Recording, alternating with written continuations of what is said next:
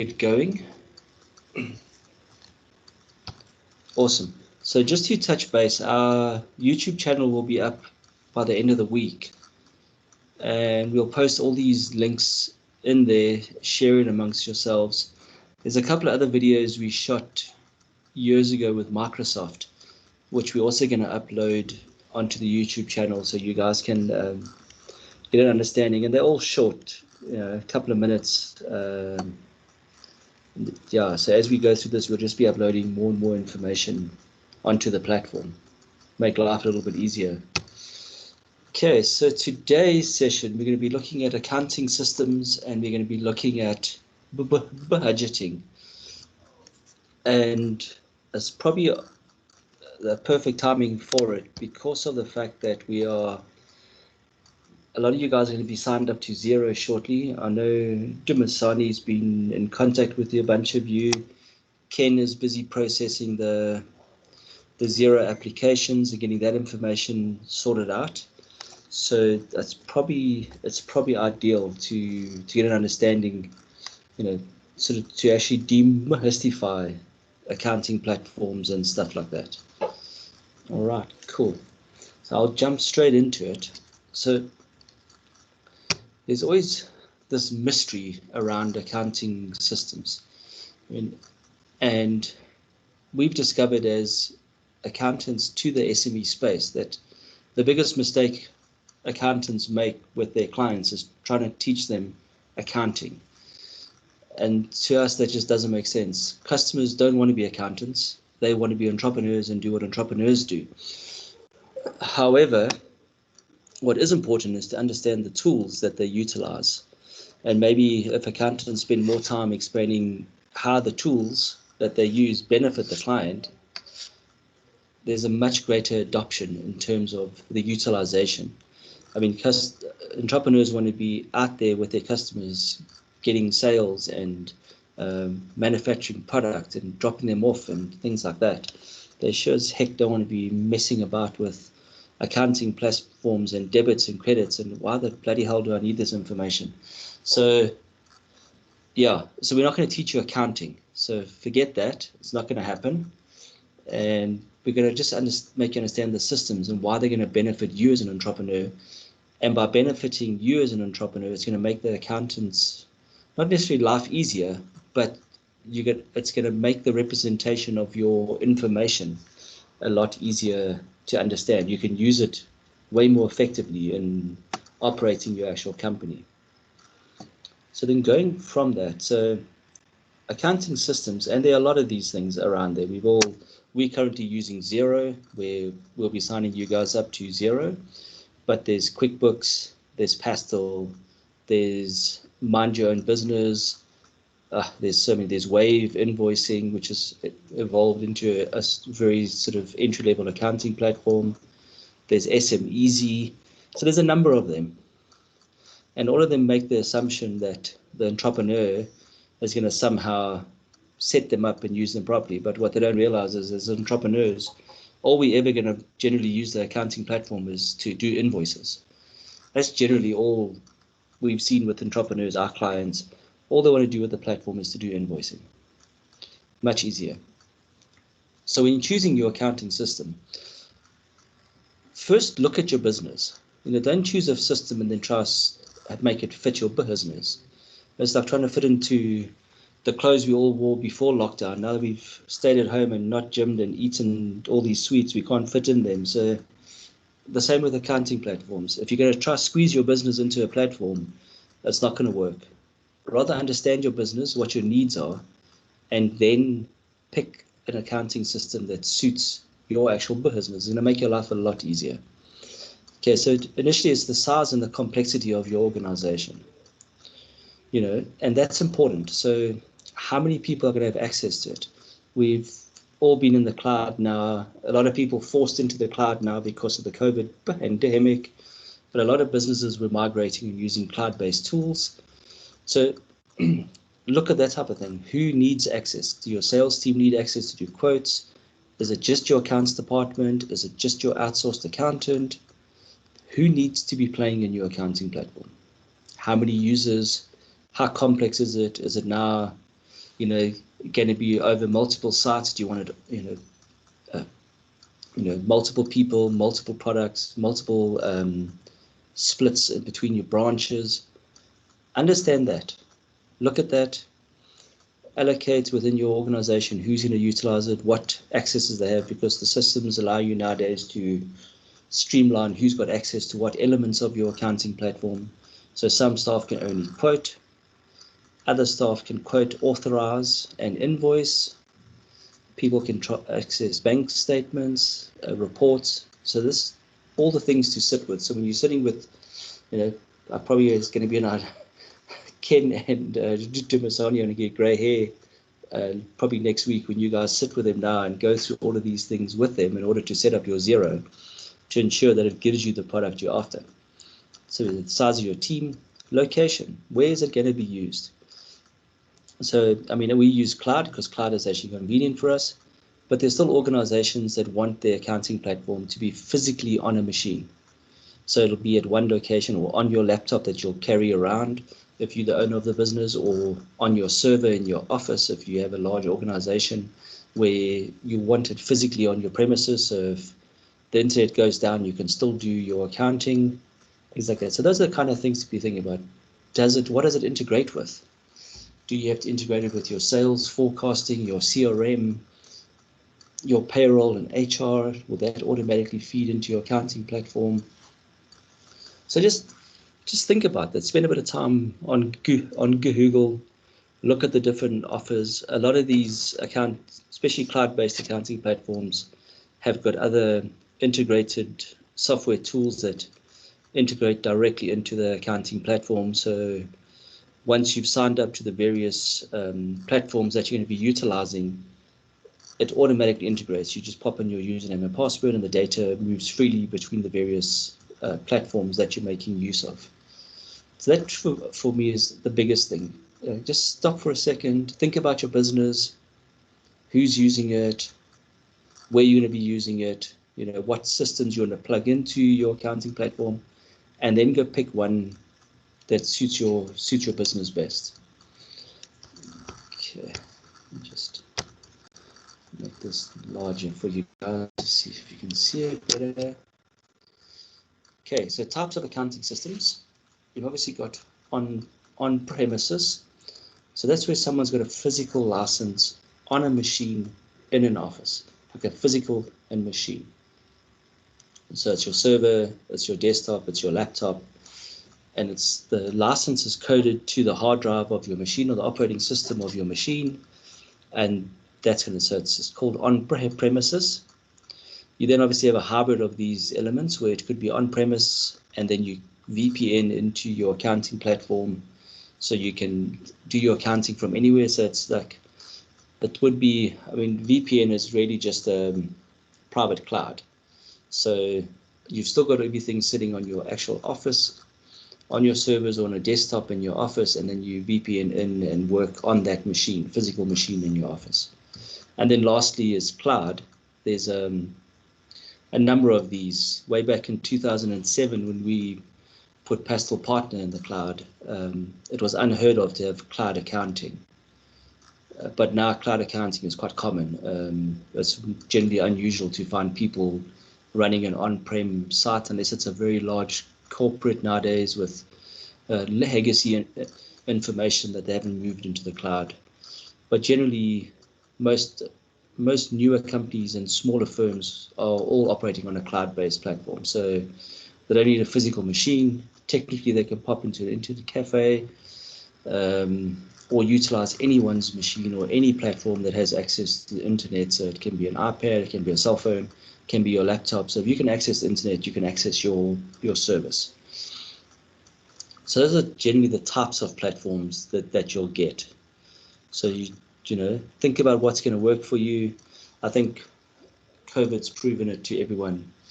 Cloud is the answer unless we get load shedding. So COVID's proven cloud's the answer. Eskom's proving cloud's maybe not a good choice because you don't have electricity.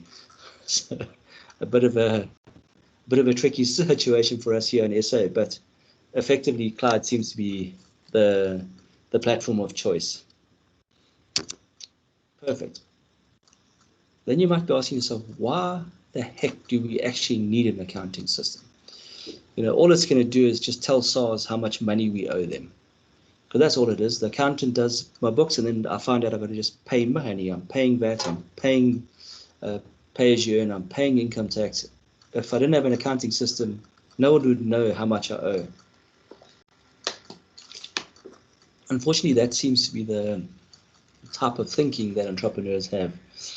But that's not why you have an accounting system. Unfortunately, taxes are a separate issue. But accounting systems are exactly as the name implies. It's there to help you account for the things that happen in your business. So you are accounting for things. So tracking your sales. How many sales calls have your salespeople made? That number will translate into a number of quotes that are done.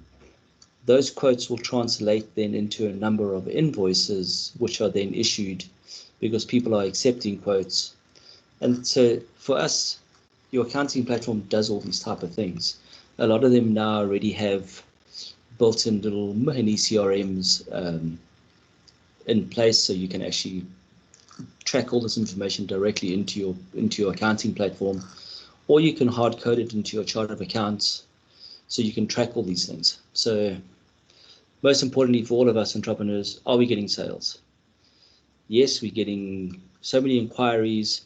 Of those inquiries, so many are converting into quotes, and of those quotes, so many are actually converting into actual invoices. That in its own tells a story. So if you have a salesman that does one call, one quote, and that quote converts into a sale, and they do this all day, every day, you've got a very efficient salesperson who obviously understands the product, understands the client's needs, and can convert cold initial meetings into sales. If you have another salesperson who's got 10 meetings, one quote, and only every 5 quotes he does converts into a sale, you can start tracking there's something wrong. Either it's product knowledge, either they uncomfortable as a salesperson. So this is information what you use on your accounting system. You can actually record all this information in there. So now you know what your sales are and how that sales funnel is leading into your accounting. Then tracking the costs against that. So your cost will be the cost to manufacture the product. So effectively going through and saying, well, the equipment I need to buy, the material I need in order to manufacture the product, or the staff I need to hire in order to produce the service we're offering, those all have a cost. Then from there, you can obviously see if you're making any money on the sales. Are my sales exceeding my costs? And obviously on the other side of the coin, how far are you pushing out your creditors? Who do you owe money to? How much is it? This all gives you, and this is vital information. Cash flow and profits, very important. If you can get all your sales, so your debtors, to pay you COD, and all your creditors, people who you purchasing from, you only get to pay them 90 days. You're sitting with 90 days of somebody else's money, which can end up helping your business do a lot of interesting things. So you don't want to be the other way around, where your creditors are asking you to pay COD because you're a startup, but your customers want to pay you 90 days. That has to be, that difference has to be funded somehow, and it's generally going to be an overdraft or a loan or things like that. So this is why it's crucial, where you can track these things, and these things will change throughout the course of your year, and they might change throughout the course of multiple years. Expansion of your business, different sales cycles. You might have to bulk up. Now the festive season's coming, so a lot of people are bulking up on material so they can produce product specifically for the festive season. So they're incurring a lot of costs. They haven't got any income yet because they haven't sold the product or moved it out of their factory yet. And that has obviously a cash flow implication and things like that. So this is where it's important to understand why you need an accounting system. And obviously, unfortunately, lastly, the Revenue Authority, SARS, in our country's case, they want you to be able to prove how little income tax you owe. And the easiest way to prove how little you owe is by having a verifiable system that's understood, standardized throughout the world, it's understood, and they can then see, that it's true, you only owe them a few rands and not hundreds of rands. So unfortunately, they do request it. So you've chosen your accounting system. Now what? So what do you do with that? It's like, oh, that's cool. I know how many people need it. I know where to run it from. I know why I need it. So let me go from there. Now that I've got it, what do I do with it? Okay, setting up your accounting system is crucial. And I can tell you guys from experience, every single person takes a shortcut. Because it's like, another thing, so they do a bit of a half-assed job setting up their system. Take the time, because at the beginning of your business, one thing you have a lot of is time. So take that time and set up your business, your accounting system properly. Put your proper registered name, as you from Cipro, proper registered name in as your company information. And it's important because, we have a real case in point, and where we obviously deal with multiple clients across many sectors as an accounting firm. And if we don't record our clients based on their actual registered sort of company name, and we refer it to, it's Bob's business. Bob's business. The next person who comes along goes, yeah, I was on the server looking for Bob's business. We don't have a client called Bob's business. So I wasn't able to do the work to get ready, or I don't know where this stuff was. And meanwhile, the business is called Bob's Hardware and Retail.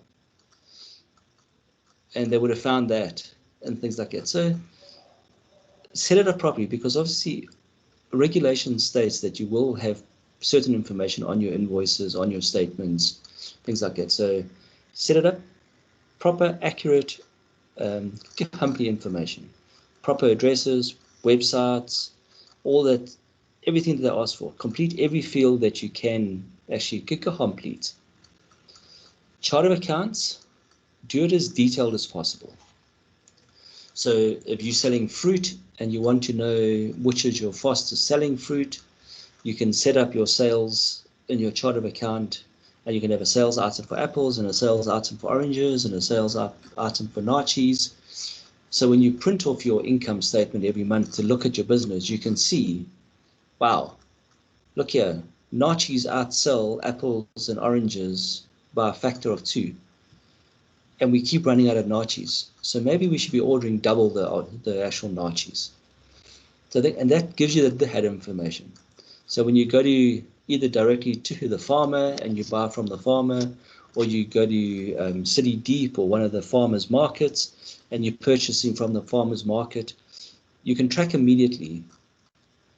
I've bought nachos for $100, 1 ton of nachos, and I've sold a ton of nachos for 300 Rand. I bought the same amount of apples and I only managed to sell half of them. So immediately you can start seeing what are your more profitable items. That's why I say understand what you're going to look at in your books. What are you trying to measure? Because really accountants record history. So if you've got enough history and enough detail, it helps you predict the future slightly. So you can now start seeing, cool, we sell more apples during these times. In winter, we sell more oranges and nachos because of the vitamin C, so people don't get flu. Bananas sell all year round. We can't get grapes during certain months because of the season. This, if you're a fruit vendor, is valuable information. Information you can go up in advance and you can actually talk to your suppliers and say, hey, last year I sold 200 tons of your product. If I come directly to your farm What price will I get instead of buying it at the market? I'll take 200 tons, but split over these 4 months, or whatever the case is. That's valuable information. Inventory and prices. Do you keep stock? What are the prices that you're selling the items for? So when a new person joins your business, it's quick for them to get onto the accounting, issue an invoice. Are those things up to date? It tracks. Of the 2 tons of nachos I bought, how many have left? How many how many items are left? Do I have to order more? And then obviously put clear terms and conditions on your accounting system. Guys, this is crucial. Customers are going to pay you as late as humanly possible, but we obviously want to get paid as quickly as humanly possible. So make it clear and decide your terms. There's no such thing as the industry norm. But my industry doesn't do this. We've heard all these bullshit stories over the years. When we stumbled into the accounting business that everyone sort of sees now, when we started this 15 years ago, entrepreneurs would come to an accountant, drop off a box of slips, and then follow up with the accountant every 2 weeks or 3 weeks to find out where the hell are their books, because they only did it once a year, or they might do it only every second month to account for their VAT. But it was a very sort of after the fact event. That information was never utilized. When we started doing it, we said, no, we want to see our clients monthly. And we want to, instead of doing the whole year's books, and the client gets a 30,000 Rand invoice and goes, holy crap, 30,000, I don't have that right now. And then you've got to wait 6 months while they pay you off at a certain amount every month until the 30 grand's paid off.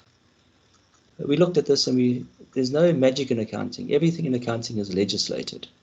There's a law for every single transaction that takes place in accounting. The accountant doesn't get to pick when is it VAT, or when is it pay as you earn, or when does your tax return have to be in. The law will tell you exactly when. So we went along, we measured all these things, we estimated the time it takes to complete these things, and we could give clients what everyone now knows as the accounting system, where they pay monthly in advance, and they pay a small amount. So at the end of the year, they still pay their 30 grand, but they've been able to do it in small, manageable chunks every single month. So those are the clear terms. Set your terms. Decide on how you want your business to work. You don't want to be wasting your time running after clients. Where's my money? Where's my money? Pay me in advance. Because if I'm using the fruit example, if I go buy all the fruit and I'm waiting for you, you don't pitch up for 4 days to collect it. It rots. And you say, I'm not buying fruit. No. Now you're out of money. So if you're buying fruit on behalf of someone, payment in advance. Collect the fruit. If they don't come and collect it, not your problem. You fulfilled your function, which is buy the fruit. So look at your terms and your conditions on these things. Invoices are paid on presentation, or 7 days from invoice, or 30 days from invoice. Quotes are only valid for 7 days. Quotes are valid for 6 months. Whatever you feel comfortable would work for you as a business owner. Don't care what the rest of the industry does. People will push back and go, yeah, but I normally pay 30 days. And you go, well, that's fine. Then whoever the 30 days guy is, go pay him. I'll rather stick with clients who pay me in 7 days. And if you got the right product at the right price and it's fulfilling the client's needs, I can guarantee you, without a shadow of a doubt, they're going to go, it's fine, I'll pay you in 7 days. Or I'll pay you in advance. So look at your setup, go through it, think about your business. And this is all, I'm sure you guys are now, you're listening, and all the stuff we've done up until now, it's speaking to those things. Who is my business? Who is my target market? What am I selling? Why do I have to differentiate myself from other people? What are my strengths, weaknesses? These are the things now that we're setting up the accounting system. What are my terms? What are my conditions? Why am I pricing? What am I looking at? That's exactly what it is now. That all translates now into your books. What's the objective of an accounting system? Well, it's effectively just those 3 items. That's the sum total of why you want an accounting system. Who owes me money? To who do I owe money, and how much is in the bank? That's it. And as an entrepreneur, you're generally walking around with those three numbers in your mind all the time. You've invoiced somebody, they haven't paid you, they know you know who owes you money. You've taken services or bought product from somebody, you know you owe them, you haven't paid them yet. And you keep checking the bank, hoping the guys who owe you money are paying so you can pay the guys who you owe money. So you know exactly how much is in the bank. That's the objective in an accounting system. So if you know those things, you can take advantage of the other information. There's money in the bank. Cool. We're moving into normally quite a high sales period. It might be a sporting event. It might be a public holiday. It might be something that generates additional sales. Great. Let me get out there and buy things at cost. Or order it 6 weeks in advance, or order it 4 months in advance, so I can get it at a better price. Those type of things. So, with the detail from your accounting system, you can run with this information and make the most effective choices in your company. So that's kind of where we are with that. Guys, just to open up the floor on this, any questions around what we've discussed in terms of setting up your accounting system? Do you guys have any questions? I know, and ask them sort of, obviously we're not going to do detail on this one, but Basani and Ken will help you with the detail of setting these up. So is there anyone who's got any questions on what we've just been through now in terms of understanding what you need and then how do you set it up or what you should be thinking about? Anyone?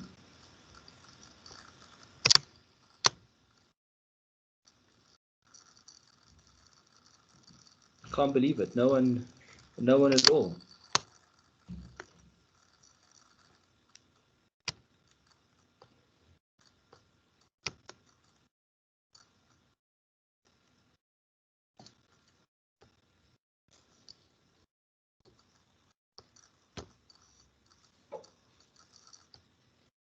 No one, guys? Okay, cool. So I'm gonna assume that I've explained it so clearly that everyone's on point. So I'm gonna give myself a naughty badge. Fabulous. Okay, let's move onto the budgeting side of thing, and this ties in again with your accounting, what we've done going forward in terms of the actual clients and things like that. Just perfect. Oops. Brother Jesus. System is developing a mind of its own.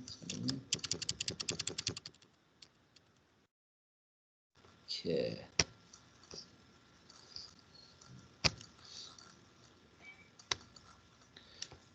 Perfect. Guys, if you budgeting is also called forecasting if you want to look at it like that. Okay, you see me again. Why is forecasting important? So as you guys can see from what we've just gone through,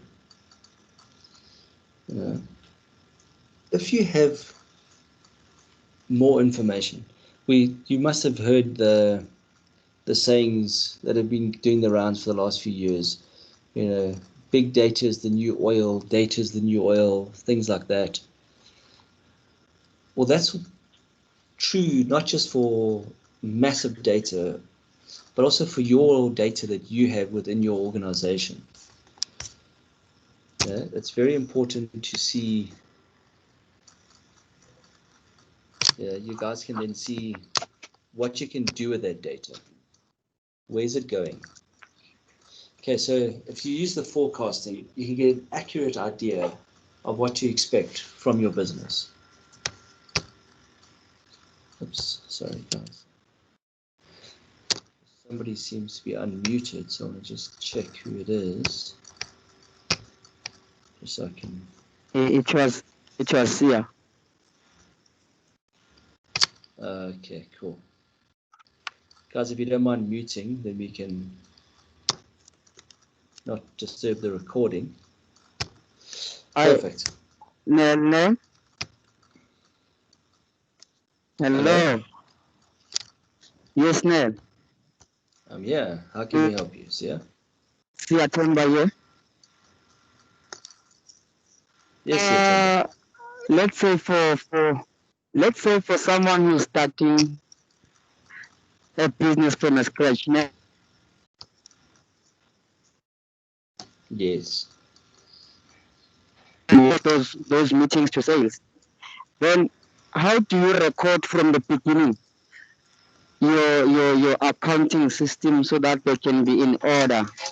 Because I think the mistake we have done in terms of accountancy is we did not record from the start, and we continue making that mistake whereby we sometimes use the money and we don't record. Now our accounting system is not in order, if I can put it that way.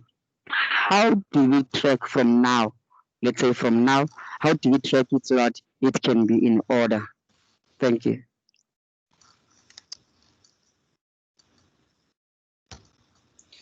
Okay, cool. That's very important. And a lot of startups go through exactly the same thing. They think, oh, well, I'm not earning any income yet.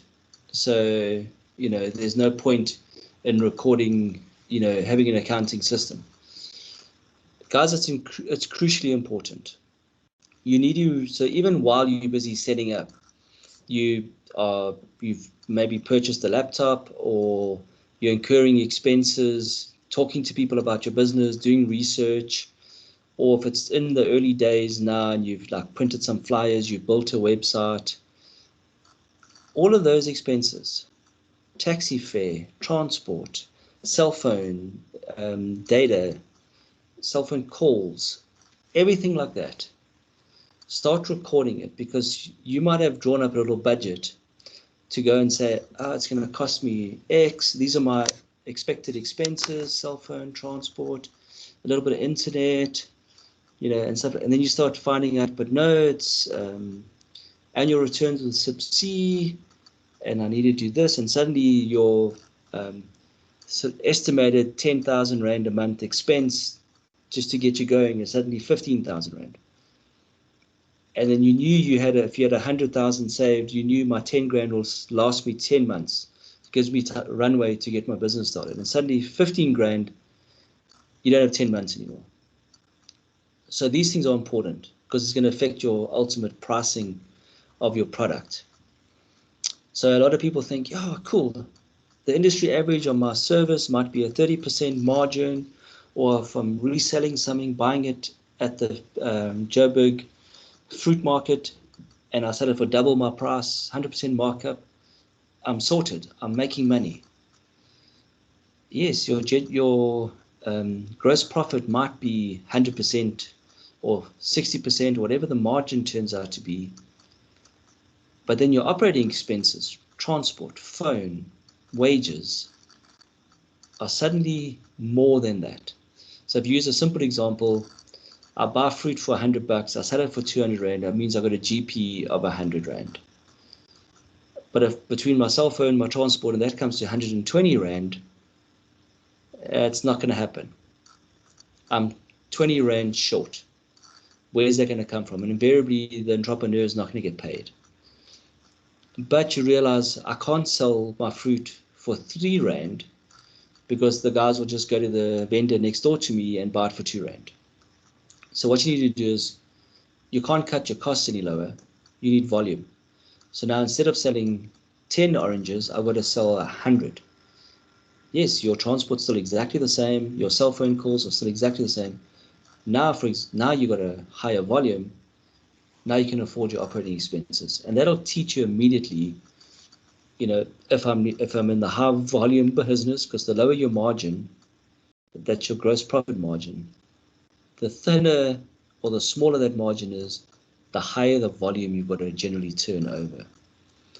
So that's quite important. If you've got bespoke stuff where you craft the most amazing beds or furniture out of wood and it takes you 3 weeks to make one, you can sell that bed for 100,000 Rand. Yes, the wood might have only cost you 10,000, but it's your time, it's your skill that's led to that. And if you're selling one of those beds every 2 weeks on a 200,000 Rand sale now, you're at a cost of sale of 20,000. That's a massive GP. So you can pay yourself, 50 grand if you want. Much sort of a very different lifestyle in terms of that. And it also helps you then with your planning. Cool, these beds are pretty popular. Let me go to my supplier. I've already got a number of orders. Because my margin is so high, and it's almost like I'm only paying 1/10 of my sale as my cost as the wood. Let me go and buy enough wood for 10 beds. Then the supplier will give you a discount. So now it's 9 Rand a bed instead of 10 Rand a bed. And immediately your profit improves. So this is why it's important to record the expenses, the actual expenses you're incurring, even when you're setting up, because you're going to find out very fast that you haven't accounted for everything. And there's an old saying that in startups, it's going to take twice as long as you anticipated and cost 3 times more than you planned. And that happens quite a bit because we end up underestimating what it really costs us to run our companies or to deliver the service that we're offering our clients. So yeah, Siatema, does that help?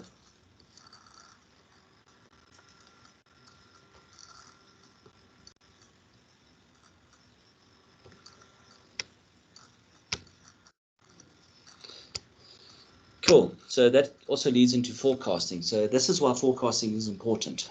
So now you can track these things. And you might find also in forecasting, you're looking at your sales cycle, your sales indicators. I'll show you something on one of our products. Sorry guys, I want to just share something else.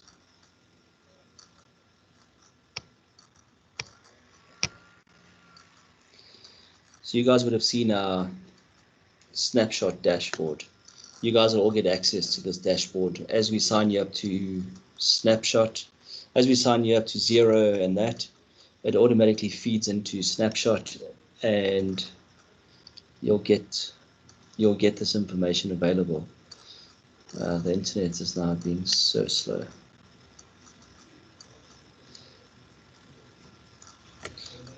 So this is just essentially a visual representation of what actually takes place in your books.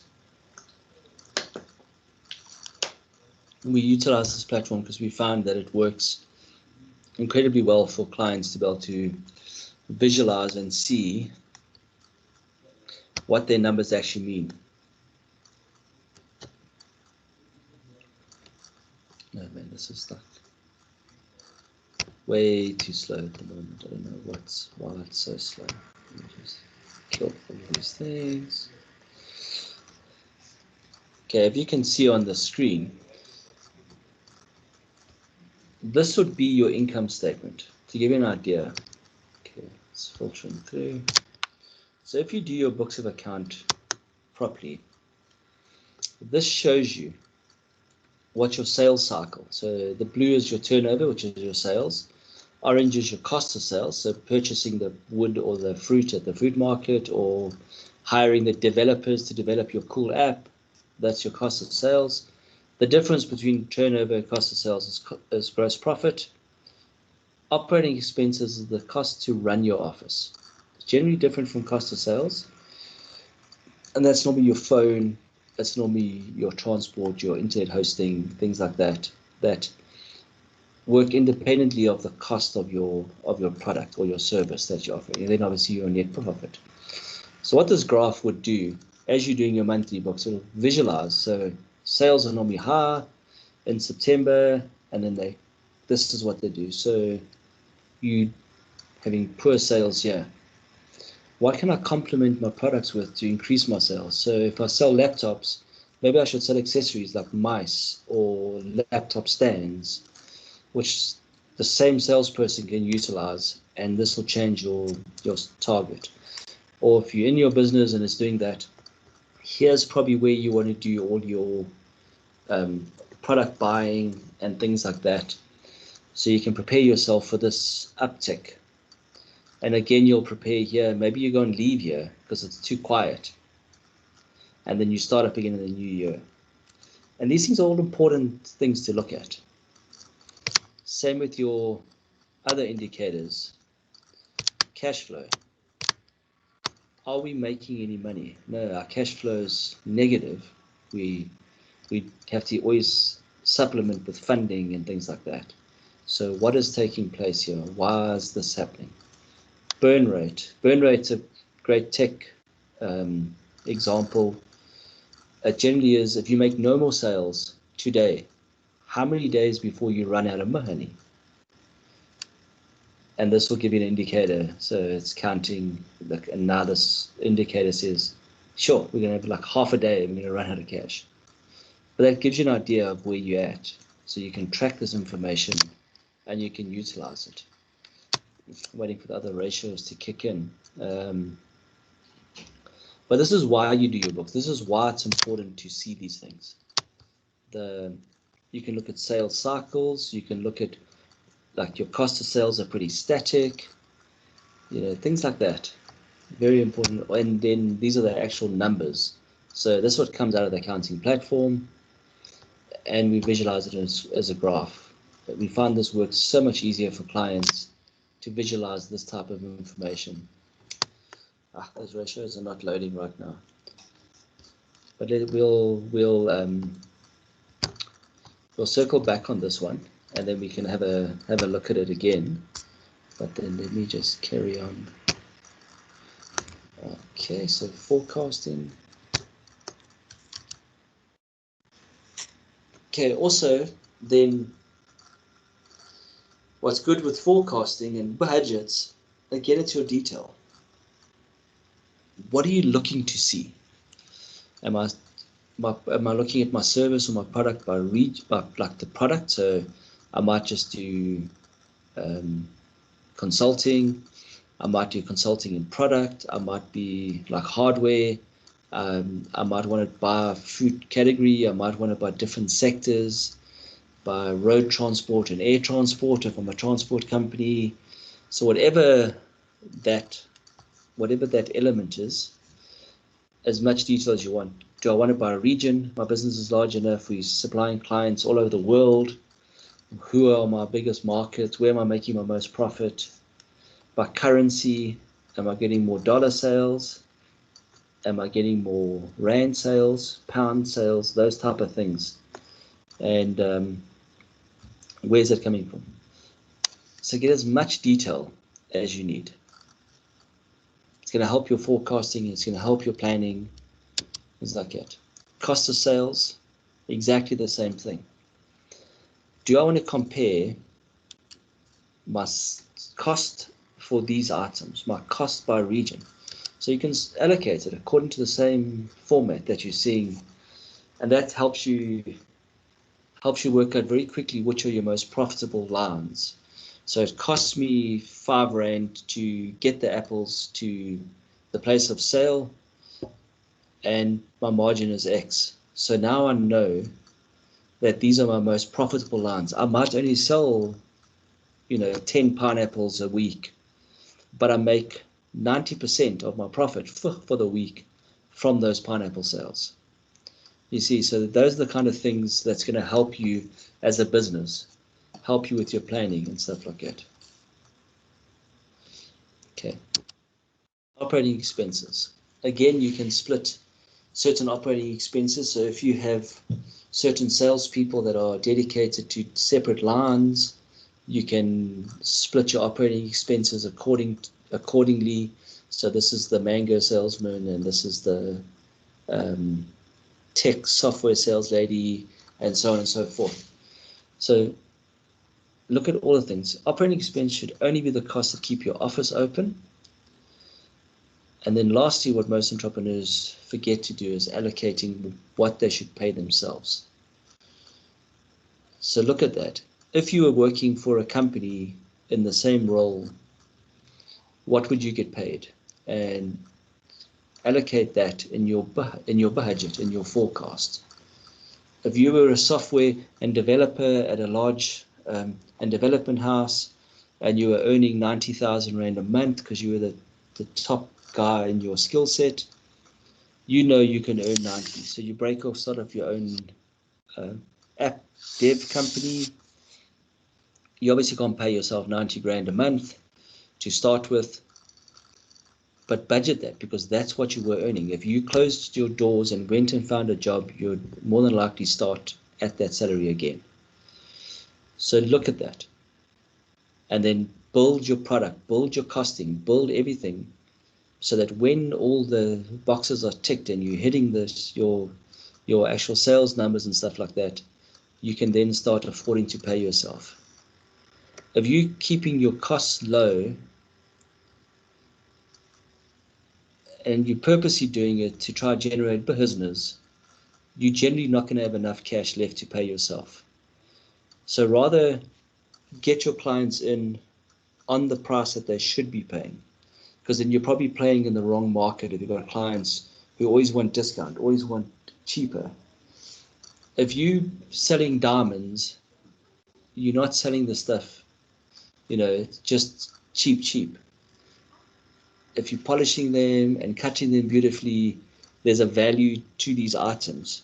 So if you don't put that value in when you're selling it, you're never going to make the margins to pay yourself. You're always going to be short. So just bear that in mind. The staff you hire and things like that. Have you costed them properly? What is your runway? Yes, I know I can't pay myself the full amount from day one, but by month 6 I should be. And how are you going to get there? If you start your clients out on half price because you're too scared you're not going to get work, in 6 months when you double the price of your service, they're going to be like, what the hell just happened? Now that you're in the door, now you double your price. Just bear that in mind. So budget your stuff to be able to pay yourself and make enough margin so you can actually keep your business sustainable. Okay, so what should be the outcome of forecasting? Not why should. What should be the outcome of forecasting? You got more accurate pricing, which is important. Most entrepreneurs go under because they haven't priced their product properly. There's not enough margin, and because there's not enough margin, they can't cover their overheads. They start using their VAT money. They don't pay the pay-as-you-earn because they're waiting for this. There's not enough cash to get their business going. And the biggest headache is their pricing is wrong. They've either not priced it properly, or they've knowingly cut the price lower to undercut the competition or get in. Be aware of it. If you're making a pricing choice, make sure you're making it on the right information, that you're not, you're willingly offering a client a discount instead of realizing the discount's going to cost me money. A few years ago with Groupon, a lot of small and medium enterprises put products on Groupon saying, 50% off the list price, and everyone was all excited about it. 700 people came and bought your product at 50% off. And when you supplied it to them, you realized you were paying them each 5 Rand to take your product. That doesn't work. That's not smart. So now you lost a whole lot of money, whereas if they had costed their price properly and understood it, they might have only given a 30% discount and made 5 Rand. Way more, a way better plan of doing things. Cost containment. If you're doing your forecasting properly, you should have a good idea of what it costs you to run your business. So therefore, when staff are damaging the wood for the furniture, or the metal's going missing, or something like that, you can actually contain those costs much easier, because it should only be 4 planks to do this and 6 planks to that, or so many hours to submit a document, and that keeps your costs down, because now you can pick up where you've been taken advantage of. Suppliers are increasing their price, staff are not being as productive as they should be. It allows you to stress test your business by different measures. What would happen if your sales drop by 15%? How would your business cope?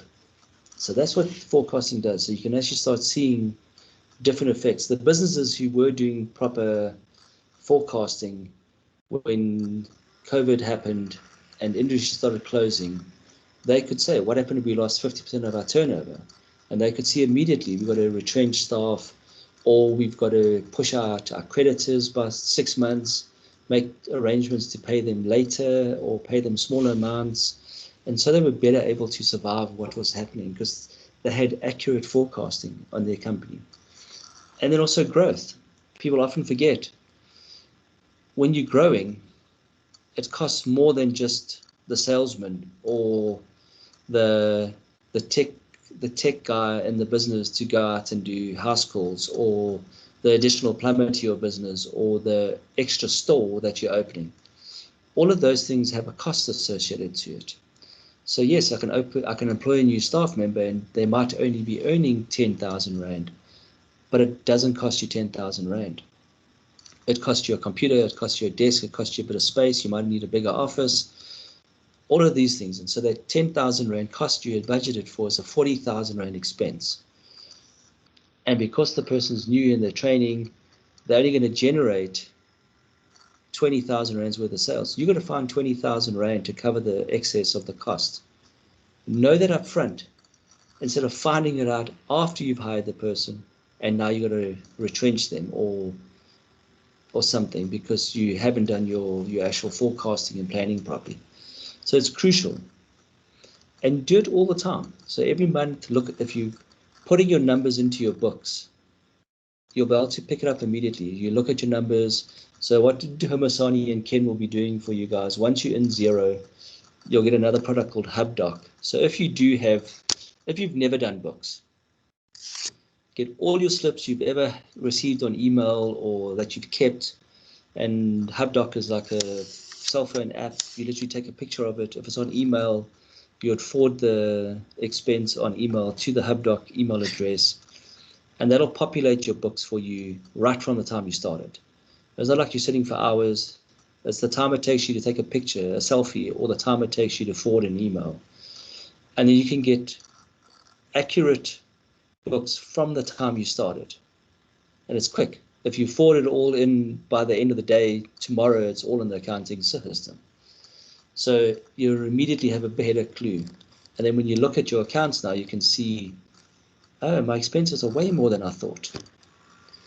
Again, depending on your business, you can have a very simple forecasting structure, or you can have an incredibly complex forecasting structure.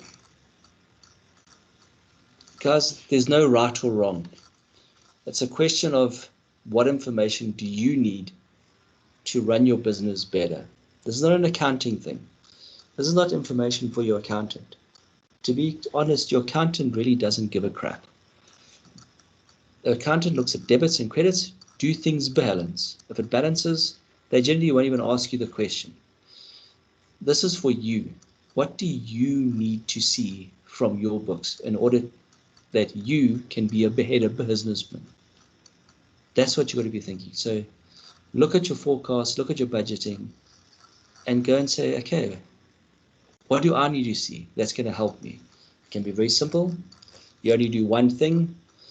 Sell river sand, and that's all I do. I drive down to the river, I load sand on my bahaki, and people buy it by the cubic meter. And I've got a Toyota Hilux, and I know it's 1.3 cubes to fill the back of the Hilux.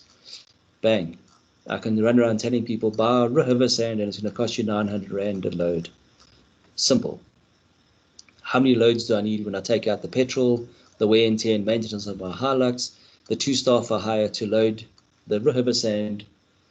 All right, so 900 is not going to cut it. It can be a very simple thing. I'm exporting artisans, home DIY products. There's a million different numbers from all the different people, toilets, basins, cupboards. There's 1,000 products on my list. What do I want to track? It can be a lot more complex. So again, look at what's going to suit you to run your business better, and do it while you got time. Yeah, and you don't have to figure it all out on day one. You might just go, all right, cool. I actually want to just group things. So I'll have fruit, I'll have veg, and that's all I need to know for now. And then 3 months later, you're like, okay, cool. So let's split the veg up a bit. Okay, these are the 6 items I sell. They're the most popular. Okay, I only want to see these 6. And so you actually grow into it. You're not going to know up front, but as the data starts to reveal itself, you're going to start asking yourself more and more good questions about your business, then make it a lot more complex to suit.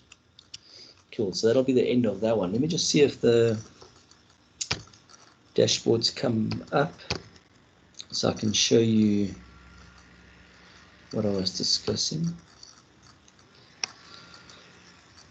Okay, so once you've got Xero up and running and you've start plugging data in, you get a product called SME Snapshot.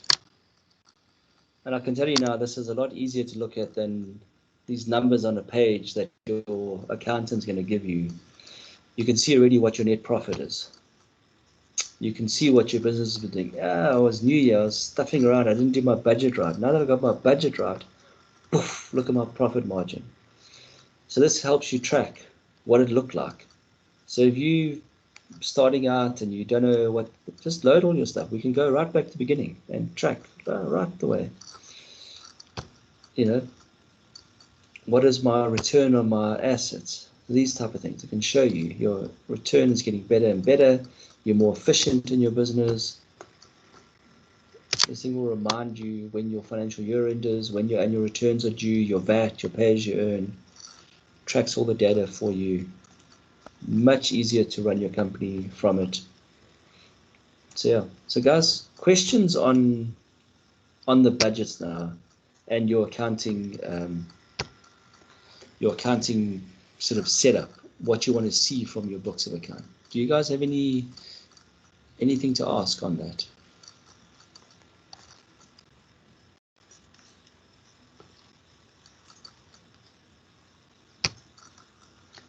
Hi, Ned.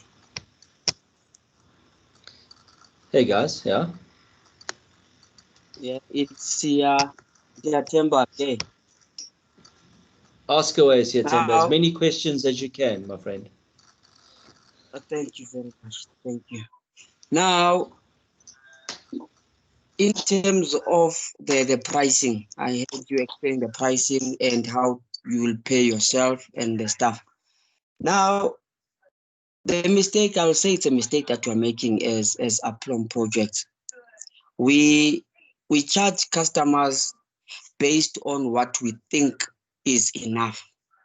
Last time, who is it? I'll remember the name. Asked me, how do we charge? How do we invoice customers? Then we don't charge per the industry or per the sector that we are in or we are at. As we charge, let's say if you want a box of computer, we will check the supplier, how much the supplier sells the box of the computer. Then we will put the 25% markup on that price. But if we feel it's too much to charge a client, we will reduce it to whatever price that we think will be enough for the client, let's say to pay. We're making the mistake of thinking that the client cannot afford without us knowing the pocket of the client. So that's the mistake we're making. That's why we find ourselves in a situation whereby we can't afford to pay ourselves. We can't afford to pay, let's say, whoever we've hired to do the project for a certain time or to help us with the project. How can we change that? Because I heard you said we cannot change that in a period of let's say after 6 months we double the price. The client will be like, now that you are in the door, your prices are more, then we'll lose that client. How do we at least get to a point whereby we charge a client what is what we are supposed to charge the client without us thinking that the client won't do business with us? How do we work that around? Because it's been 2 years, we've been charging the clients based on what we think is enough. Now, how do we change that maybe in a period of 6 months from now, let's say to next year, March or so? Thank you. Cool. See, Timber, those such vital questions. And I think the first point is not wondering to ask what the client can afford. You must work out what it costs you to get that product to the client. So, for example, if you're in an environment where you're only going to sell one computer a year, and that's what you're counting on, then you got to sell the computer for a lot more to cover your costs because you're only going to sell them every now and again. Whereas if you're selling paper and you're selling reams every day, then your margin on the paper can be lower because you're selling lots of it every day. So start with your costs, and I think that's probably the crucial thing. And work out, so if I go to the supplier, I pick up the computer, they want me to pay 30 days or COD, then I've got to drive to the client, I've got to install it, teach them how to use it, make sure it's working. That's my time, so it's an hour of training that comes with it, and so on. So now the computer, if you just put the 25% markup on, then if your time is not covered in that 25%, or you get there now and you tell the client the 100 Rand PC cost me 100, you're going to pay 125. They say, I don't have money for 125. I can afford to pay you 115. 15 Rand, 15% is not won't cover your costs. It's cheaper for you to take your 100 Rand and leave it in the bank than it is to go buy that computer. But what you can do is you can be a bit more imaginative and say to your client, okay, you don't have money today. Today you can only afford 150. Let's do this. You pay me over 3 months. So you pay me today, this month, like labor. Pay me next month, and then the third month when you make the payment, I go to the computer shop and I pick it up. You've paid me the 125. I come to your house, I install it. There you got your computer. Everyone's happy. They didn't get it on day one. They got it 3 months later or 3 weeks later, if that's what their affordability is. And you've now made a sale where you've got proper margin and you can pay yourself. The minute you start undercutting, it always comes back to hurt you. One of the things to look at as well, not to surprise clients, is what you can do is, even if you do drop your price, on your invoice, always, it's a trick I got taught years ago and it works incredibly well. Even if you discount a client, using the same example, the computer arrives, 125 Rand, you say, this computer should be 125 Rand, but because we're trying to get into your business and we want to grow with you, we're going to give you a 10% discount. Show the discount on there. Don't just put the price at the cheaper rate. Because then the client's going to say, oh, but you said you'll give me 10% discount. You said, but I've already built it in. And then I said, no, but the price now is only 119. I want my 10%. You said, no, but the price is supposed to be 125. You don't need that headache. So you put the price in 125, put your discount through, the client can see it. And that's even if you do favors for people and you knock prices off, or you know you're going to do it for free, invoice the true market value of that product. So people can see what value they're getting out of you in terms of your invoicing. So you go to a client, you invoice them 10,000 Rand, and you give them a 20% discount. They only pay you 8,000. If you go to them with 8,000 and they say, but a discount, can you? No, let them see it. It's very, very valuable in that sense. And if you find you're in an environment where the cost of the sort of selling price of your product, you can just never achieve your selling price. Because the environment you're in, the people don't have the amount of money. Everyone wants the latest cell phone, the latest iPhone maybe, but your client base in your area where you're selling iPhones can't afford the 25,000 Rand for a new iPhone. How do you go about that? Do you cut your price to try to accommodate that market, or do you move to sell to a market where they can afford the 25,000 Rand cell phone? So maybe that's the kind of thing to look at. And guys, yes, we all want the new Apple iPhone, but here's a Huawei that does everything the iPhone does, and it's 7,000 Rand. Now your market can say, okay, cool, I can't afford that. Let me buy the 7,000 Rand Huawei. So stuff like that. So also just move your market, because you can't force a market into your product. So just bear in mind what you're trying to sell to whom. And if it's not going to work out, then rather find the suitable product for your market at the right price point, or move your target market to where they can afford your product. So there's definitely a lot of inventive ways. Let them do lay-by, let clients do a fixed monthly fee where they'll give you, $100 a month. So in the end of the year, it's 1,200 Rand, and that comes with services or something like that. So just look at it smartly, and never be afraid to ask your clients, to say to them, hey, if instead of me selling you this thing for whatever the price is, would you buy a better one if you could pay it off over 3 months? And see what they say. They might say, no, it's just too much headache. Or they go, absolutely. Because everyone wants to aspire to having the best and the best product and things like that. So yeah, just don't be afraid to talk to the client either. So Tim, I don't know if that helps.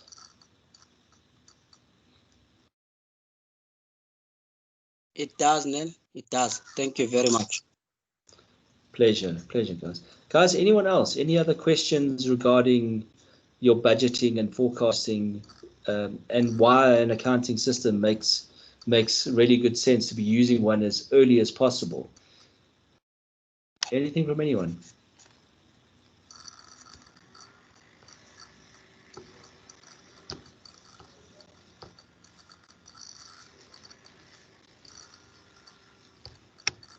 Okay, cool. Guys, thank you so much for actually participating.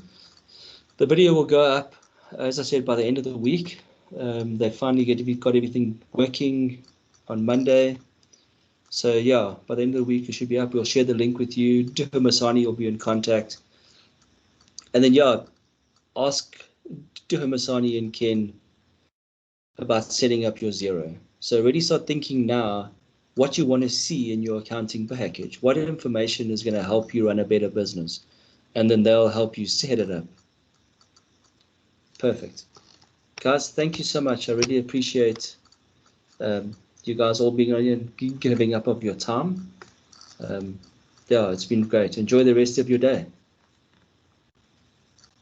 Thanks.